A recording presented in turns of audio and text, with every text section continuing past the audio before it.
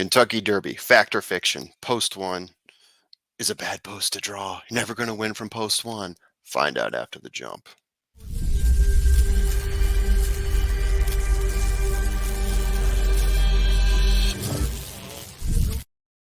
Trust the profits. It's the formula here. Favorite time of the year, right before Kentucky Derby, talking about post one. This is what really got me started on the Fact or Fiction series, is taking a look at the data to see if all these things that horse players talk about, post one, horrible position to draw, see if there's actually any reality to that. I mean, no one has won from that post since Ferdinand in 1986, and we're getting close to 40 years on the anniversary of that. The one horse is under attack. That's what a lot of people say. That's what you see in the videos, right? From 19 other horses trying to get close to the rail. And on the other side of that, you got the rail, which is an immovable object, more or less, right? Whole bunch of horses getting checked up against that rail. It can be pretty chaotic there. Recently, we've seen Known Agenda a couple of years back. He was the third morning line favorite, fourth at post time, and he finished ninth overall. You can watch the video and see him get roughed up early on and start falling back. So post one, it definitely seems like can be difficult for horses, but does that mean that there's a huge disadvantage in the long run there? Let's take a look.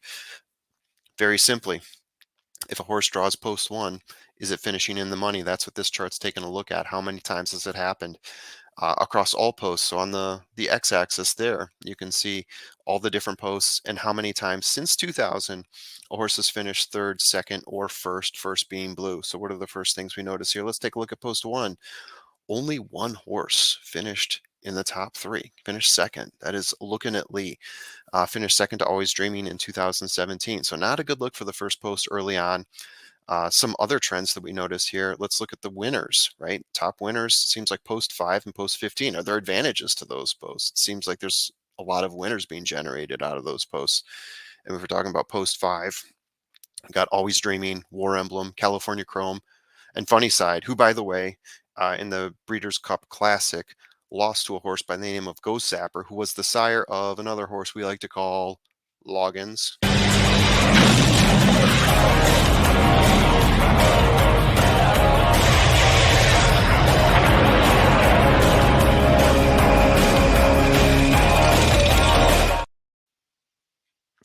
And in the 15th post winners, we've got Fusaki Pegasus, Authentic, American Pharaoh, and Orb. Also nice to notice here the high bars. Horses finishing in the money. It seems like fifth, eighth, and second position are the best spots for those. Fifth being the one that has 8 horses finishing in the money in total. But I mean, there's an issue with this chart, right? We're just looking at pure numbers, and we know that these horses are ranked across the board in terms of their value as perceived by the guy who's setting the morning line and then the public when they set the post time favorite at the end, right? All the public money shifting around to different horses that people have seen in all these prep races for months and months and months. You know, Forte's probably going to take all the money this time around. Lord Miles, probably not so much. So who are you putting in the first slot? Are you putting Forte or Lord Miles? This next slide kind of shows us what that looks like. Same data as before. The blue bars are taking all those colored bars you saw before and just turning them all blue. So we're just looking at top 3. Now that red line is going to show you post-time favorites, the top 3 post-time favorites, and how often those are in each of those categories. And the first thing you're going to want to notice, because we're talking about post 1, is post 1 only had one in the money finish, but it only had one horse who was actually entering into the race as a post-time favorite, so to speak, right? So Looking at Lucky went off post-time favorite at 6.3 to 1 after entering in as a morning line third overall favorite. He was roughed up twice in the race, bounced around across the post, looked like he got checked into the boards by Chris Pronger, right? And it definitely probably impacted his race. He started falling back after that and had to regain later on. So just by eyesight, possibly impacted him there. Essentially, any blue bar that's higher than a red bar. Let's take a look at the graph as a whole, not just focusing on race 1. Any blue bar that's higher than a red line, that means that it seems like there's some sort of advantage there. There's fewer top 3 horses being put in that post than are actually finishing the top 3. So again, we look at 5th position, 8th position, 2nd position. You can see that the red line is lower in each of those cases. Where all those horses being shoved in, it looks like 10 horses that are being ranked as top 3 post time favorites in that 15th position. So even though we said it had a lot of winners, we're also putting a lot of really good horses in that 15th slot. All right. So moving on, there's other ways to dissect this too, aren't there? Um, Taking into consideration what we just looked at, where are all the good horses going? On that last slide, we were just looking at the top three horses, right? Now let's take a look at all of them. Let's average out the ranks of all the horses being put into each position, which post is actually getting the higher ranked horses. As you can see, we are just talking about 15th post and 5th post. Those are the ones where we're seeing the best horses. So of course you're going to get some of the better performances out of those two positions, right? Um, we're seeing a bunch of horses winning in both those positions, as we saw in the first or second slide. 7th and 8th. I mean, we saw 8th pop up again. A lot of good horses that we've seen perform out of the 8th slot. Now, what are we talking about here? We're talking about that first position. So if we are going to judge that as being a cursed position, are you saying that an 11th ranked horse is cursed for not winning the Kentucky Derby out of the first position? No, but that's essentially what's happening here. If you look, the first the first post is towards the end here with a 10.9 overall rank. That essentially means that on average, the horses are ranked 11th out of the total field by the post time rankings. Two of the highest performers, 15th and 5, we talked about that. Their average ranking 7th overall. Curiously, the second position is almost as bad as the first, which is crazy. The second post, getting a 10.7 versus a 10.1 for the first post. But as we showed on the previous slide, it had the third highest in terms of top three finishes and six. No wins to show for it, but it definitely seemed like there was some sort of advantage there for horses that really didn't rank out as well. 13th post position is even worse at 11.7 and somehow has managed to produce two winners and five horses that have overall finished in the money. So, an interesting little note there for the 13th position.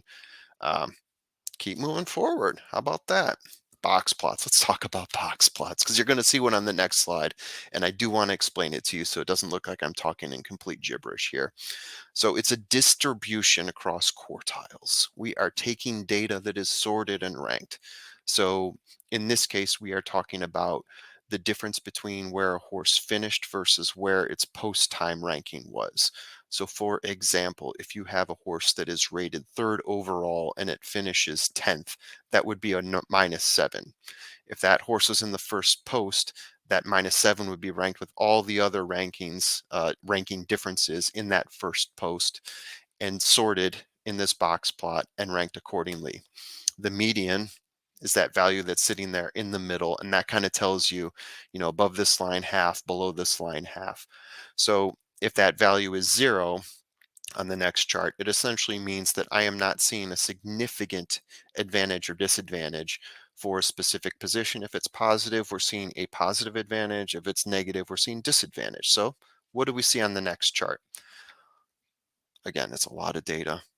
Take some time to soak it in. Zoom in if you have to. I'll let you read it. Okay. Um, so the first thing I'm going to point out here, because we are concentrating on post one, is post one, the median is 0. It's a very even distribution. You can see it you can see in that top quartile, it goes as high as maybe about a +15. So there's a poorly ranked horse in there that bumped up a number of numbers. But for the most part, it's a very even distribution. Some horses going down, some going up, but in the middle, it's sitting at 0. Okay. Several outliers that you can see dotted, all those little asterisks that you see, that means we have some outliers that are outside of the quartile range. Significant to point those out because in order to get some really strong conclusions from this, we probably need to remove a few of those, right? Or we need to get more data that would help us sort those a little bit better. Some other observations I want to point out, though. Let's talk about the second position that has a +2 median. We're not seeing a whole lot of really high medians here, so a +2 is pretty strong. You can see that the overall advantage, it taps out at a +10 for one of the horses, but having that +2 meaning that more than half the horses are getting an advantage of two more spots than what the post time thought that they were going to get.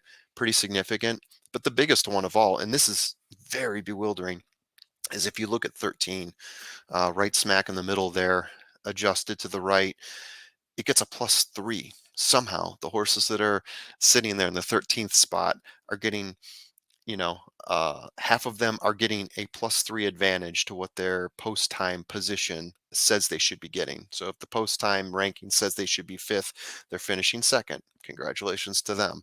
And next to them, you can even see at 12, there's a bump up of one there. So what I'm looking for here is clusters to make sense of this. You would even hope around two, you would see a cluster near three or maybe four, maybe a drop off. There's a little of that, not as much of that as I'd like to see. Maybe a little of that. 13 and 12 seem to have some sort of advantage, but it's unexplainable because there's a huge drop off to where I have that box circled there. Once you get to 14 and beyond, it seems like there's a huge disadvantage. There's, a lot of horses with a the 15 has a -4, for example. And next to that, you can see 17 has about a -3. So we're talking about some pretty rough situations there right next to what would be the best situation per the data at 13. Surprisingly, fifth and eighth are both zeros.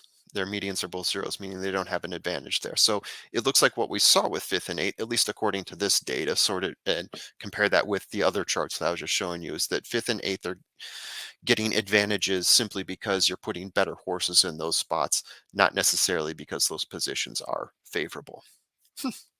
How about that? Interesting so far? Yeah, I can't hear what you're saying. Okay, so conclusion.